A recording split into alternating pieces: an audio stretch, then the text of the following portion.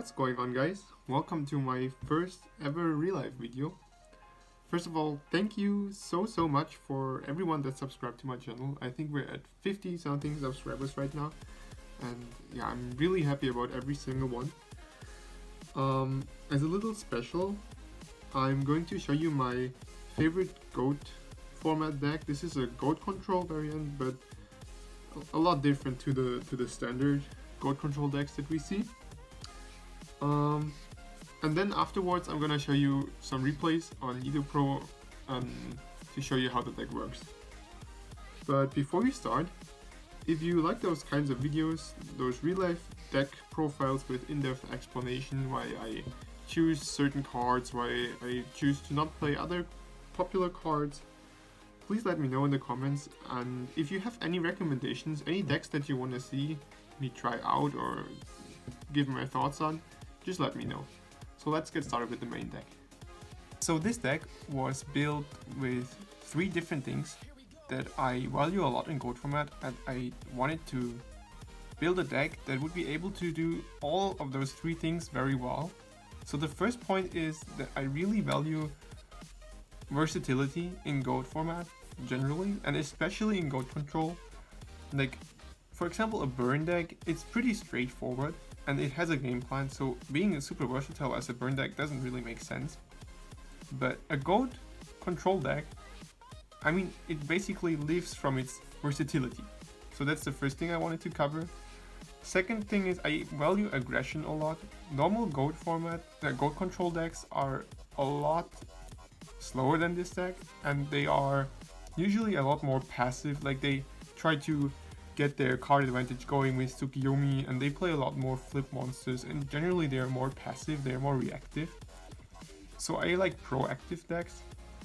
And the third thing I really value, and this deck can do it very well, is comeback potential. Because in GOAT, like, if your opponent starts with a Pot of Greed and Duel, some decks, they will never come back from this. Like, you just lose, but this deck has at least a better chance of coming back from a very good power play start from your opponent. So yeah, let's start with the main deck. So I run Blackluster Soldier. So this card is probably the best monster in GOAT format. I don't think there's any explanation needed to this guy.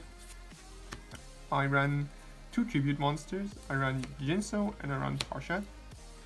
So most standard GOAT control decks, they choose to run 2 Parshats, but I like Jinso and I like Parshat. And as I said, I want versatility in this deck. Jinso is so good for aggression, you can really push for game, especially if you have Jinso and Blackluster Soldier. Like, you can easily push for game. Parshat is also so valuable because the card advantage that it can accumulate. So basically both of those cards are very good, and I don't want to miss out on any of them. So I don't really side Jinso. I like to have it in my main deck. Then I run Breaker. I mean, yeah, I'm not gonna explain the standard cards because they really don't need any introduction. I run Tribe, Infecting Virus. I run Sangan and Serpent, so that's pretty standard. But I do run Spirit Reaper. So Spirit Reaper is where it gets a bit weird, but personally, I really like Spirit Reaper because of its versatility. So in a situation, in like an early game situation, you can easily suck up a Nobleman of Crossout or something with this card. And also, sometimes you can really get aggressive with it. Like, if your opponent sets one monster and passes, and you just go Nobleman of Crossout and then you attack with the Spirit Reaper, it really hurts them a lot. If you're in a losing situation though, this card is also very good because unless they have a Parshat on field or a VLS, if they don't really have an answer to deal with it, you can just set this and like wait 1 or 2 turns until they deal with it, and then you at least have a better chance. Like, you can stall for a bit. So I really value the versatility that this card brings to me. I don't think it's as popular as it should be, and if you haven't tried it, I really think you should try it out. For the flips, I run double Faith. So Faith is pretty standard, but I don't run, for example, Merchant in this deck because, as I said, I think a lot of GOAT control decks are way too passive, and I run actually 2 different flip monsters that not so many GOAT control decks run. So I run Cyberjaw and Morphing Jaw. So the main reason why I run those is because I love them. They are so funny, like, to get off. I just really like the cards. But there's also a reason behind it. The thing is, so both of those jars, they have the ability to really turn a game around. If you're in a winning situation, you don't really need anything to support your winning situation because you are winning anyway.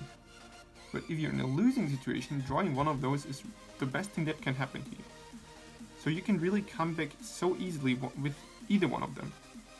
So yeah, that's why I run those flip monsters. I don't run Tsukiyomi in this deck because I don't really have a lot of good targets.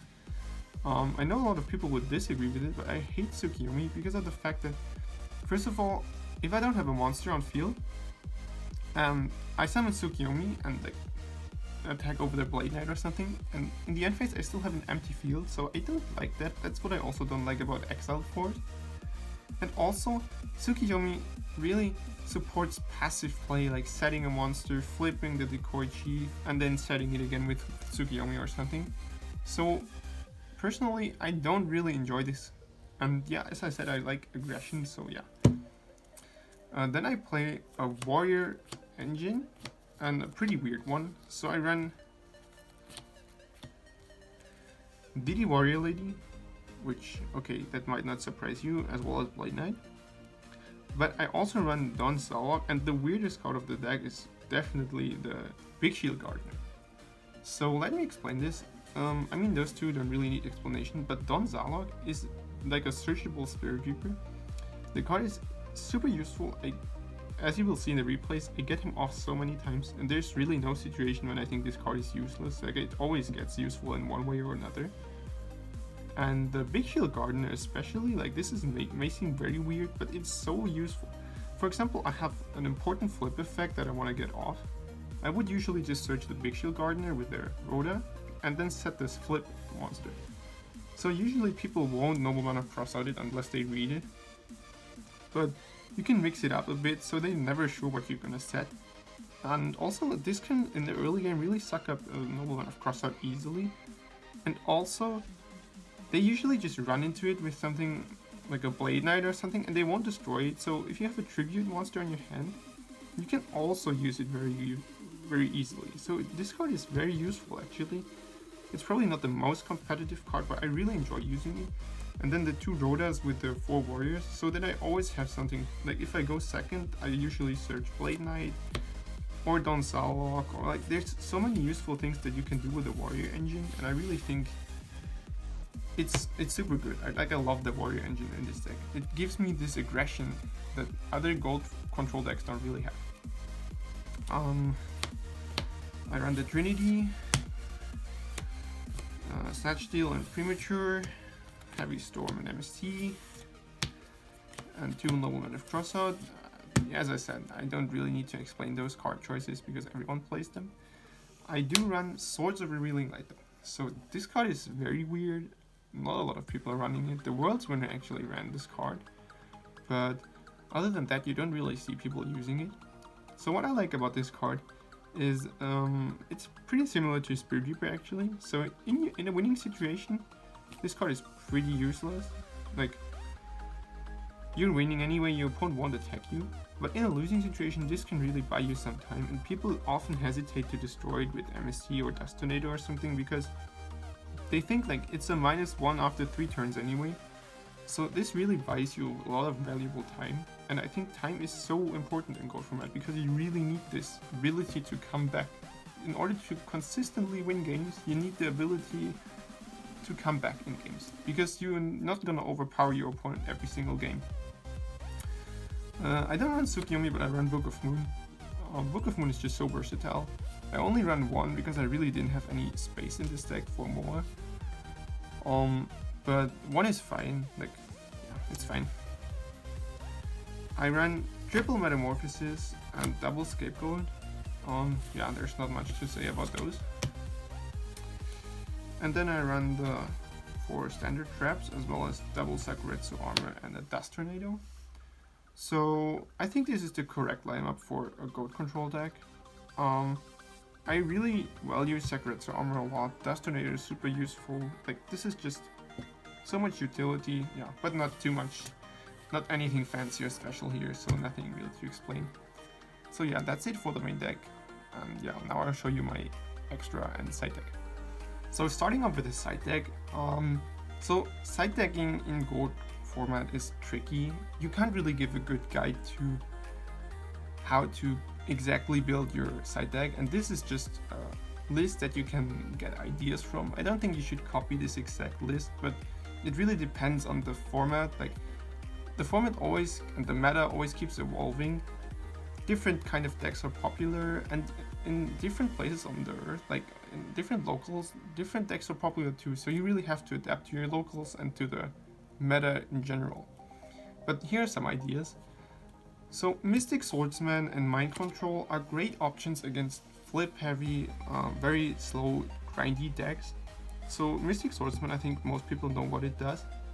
Mind Control is especially good against Chaos. So Chaos usually sets flip monsters and abuses them to get card advantage, or summons powerful monsters like Chaos Sorcerer. Mind Control deals with both of those. Like, it sucks up their, or it snatches their Chaos monsters and banishes themselves by their own effect. Or you can take their flip effect, like for example they have a Fate. You take their Fate, you can't tribute it or something, but you can flip it, abuse its effect, and then give them back a pretty useless monster, because the effect was already used. So Mind Control is something that you should consider if you struggle with, for example, Thunder Dragon Chaos. And Mystic Swordsman is just generally a useful side deck card. A card that I like a lot is Royal Decree. Royal Decree is very useful in the side deck, just against stall burn decks. I hate burn, like I really hate burn, I think it's very degenerate. But of course in tournaments, in competitive tournaments, people are gonna play it because they want to win. And this really helps you deal with it. But you're also hindering your own trap lineup, so you should probably side out your traps and put in maybe Book of Moons. And against aggro decks, Scapegoat is also a good option. Like, the third Scapegoat is always good in a side deck against very aggro heavy decks. So if you side in the Royal Decrees, be aware that you might want to side in the Book of Moons. Maybe not the Scapegoat against burn, but yeah, be aware of that fact that you hinder your own trap lineup. Because the Chaos Warrior deck is so popular right now, I felt that it really can be sided against very easily. So you just side in triple Bottomless and a Sakuretsu armor, and the deck loses a lot of its momentum. So Bottomless, every single monster in the deck, I think besides Exiled Force, falls under the category of being destroyed by Bottomless, and it even banishes them so they don't have fodder in their graveyard for the Chaos monsters. Blade Knight, Skill Dark Magician, all of that gets destroyed by Bottomless. And Sakuretsu armor, I mean the deck always attacks unless they use like BLS effect or something. So if you side in those four as well as you already have two Sakurs in your main deck, this really shuts down the deck a lot.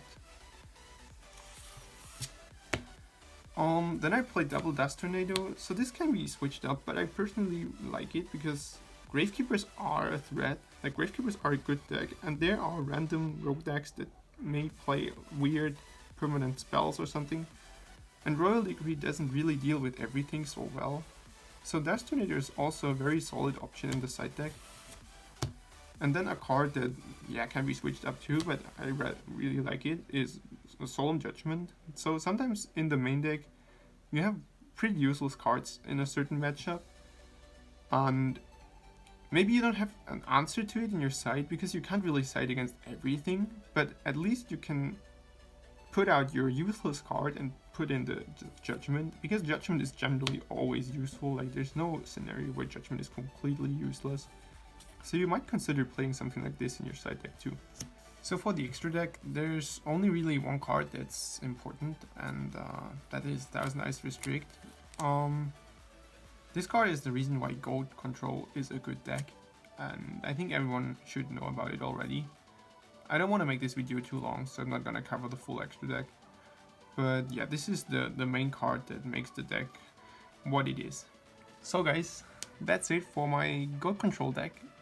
It's a really fun deck, and I can only recommend you to try it out. It's fun and it's competitive at the same time. Now I'm gonna show you some replays of how the deck works, and yeah, enjoy the replays.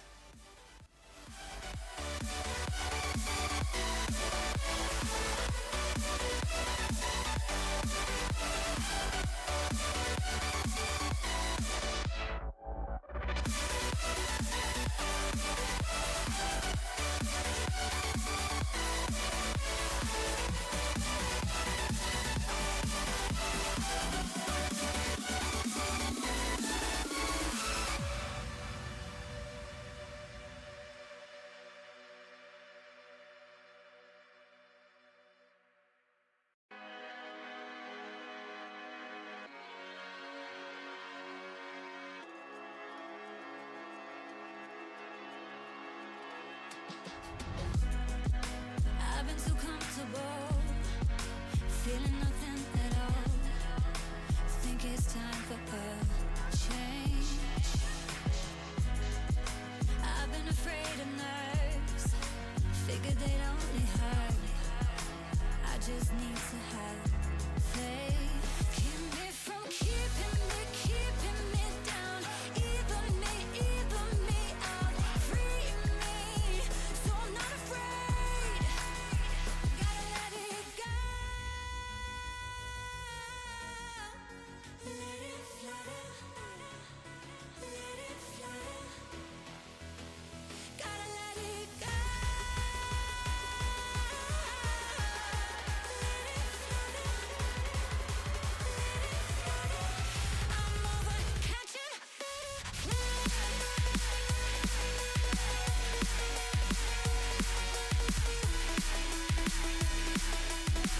I'm over catching.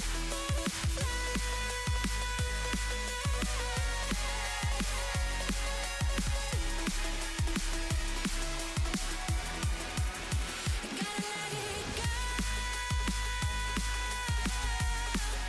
Let it flutter. Let it flutter. Gotta let it go. Let it flutter. Let it flutter. So what if I make a fool?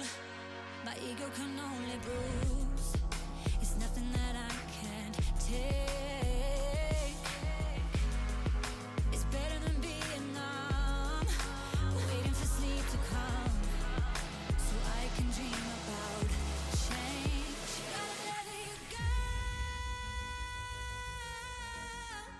Let it flutter. Let it flutter.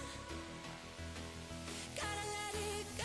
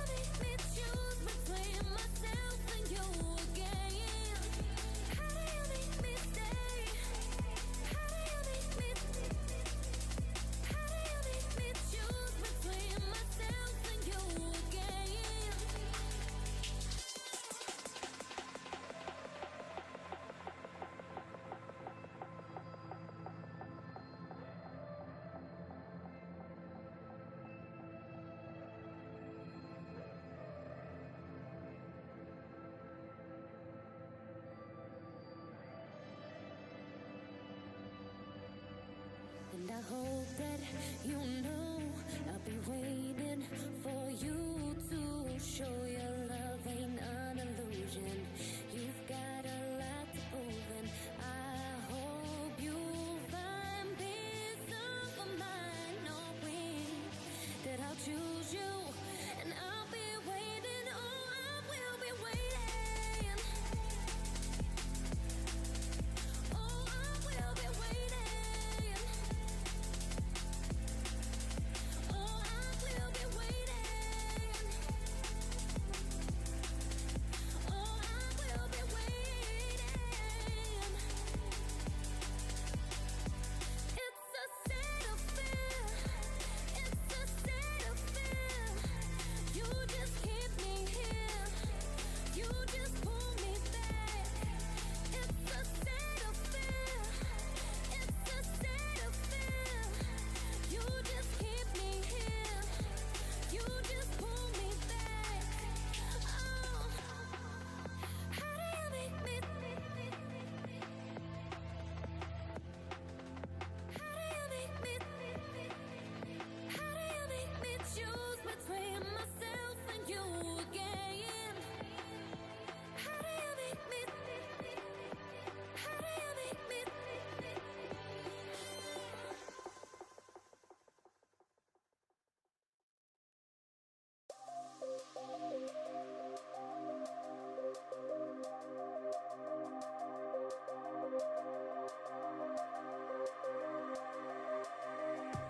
I'm looking for somebody to show me some love. I'm looking, I'm gonna keep on looking for some love. Can you give me what I need? Bring me up to sleep, baby. Just give me what I want. I hope that you're the one. Give me what I'm looking for, maybe so I want more. Love, love, I'm gonna keep on looking, gonna keep on searching for love. Love, love, I'm gonna keep on looking, gonna keep on searching for love.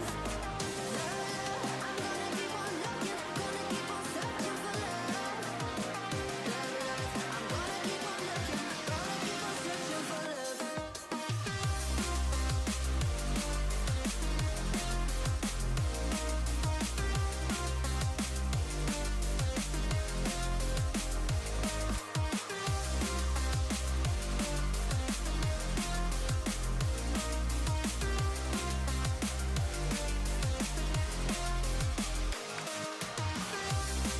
Can you give me what I need? Bring me up to sleep, baby. Just give me what I want. I hope that you're the one. Give me what I'm looking for, maybe so I want more.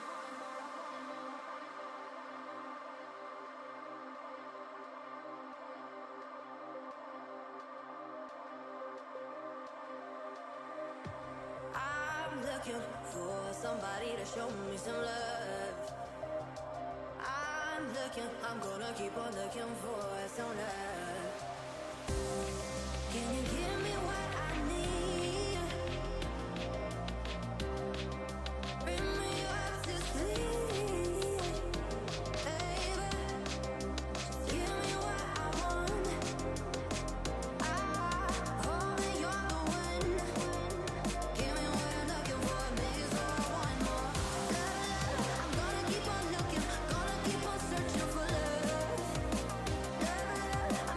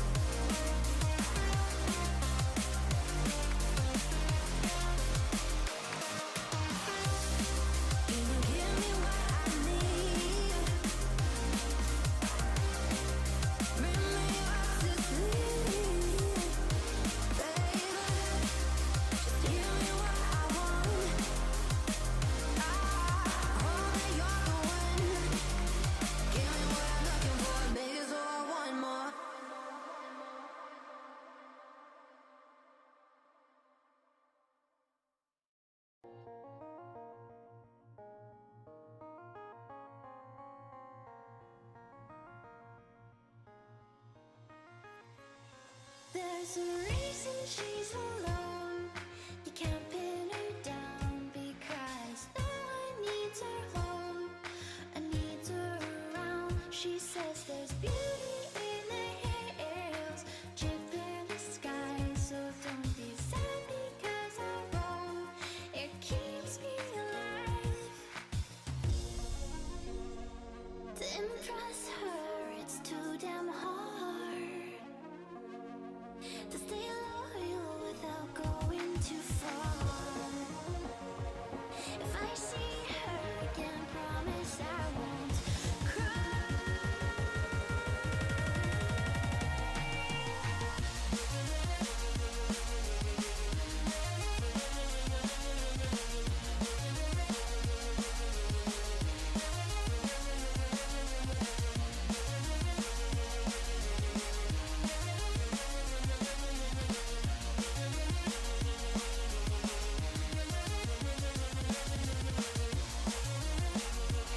To impress her, it's too damn hard.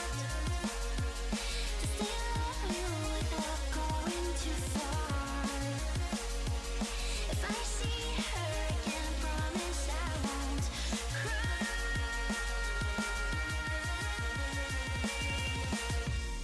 She wasn't back tonight, and I don't know about you, but my money's on the night.